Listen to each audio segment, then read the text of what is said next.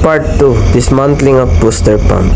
Ito kung makikita nyo guys, meron ako nilagay na tatlong stud bolt. Magnetic type kasi to, kung di tayo maglalagay, mahirap hilain. Buti pala binuksan na namin to kasi malapit na rin pala itong mag-leak. Dito tatanggalin na rin natin yung cover. Ito yung pinaka-cover ng ating magnetic sa shop. Dito kailangan dahan-dahan natin bubuksan kasi medyo may tira pa to sa loob. Itong pinupunasan ko, ito yung pinaka-magnet. Next yung interim cover. Sunod naman natin yung bearing cover.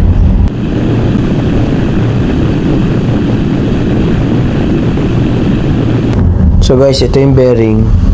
Sira na talaga.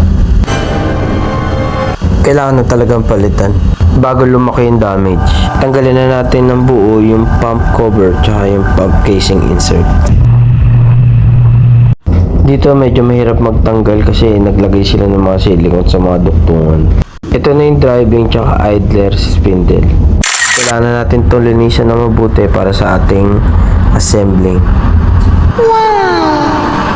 Thank you for watching guys. See you at part 3.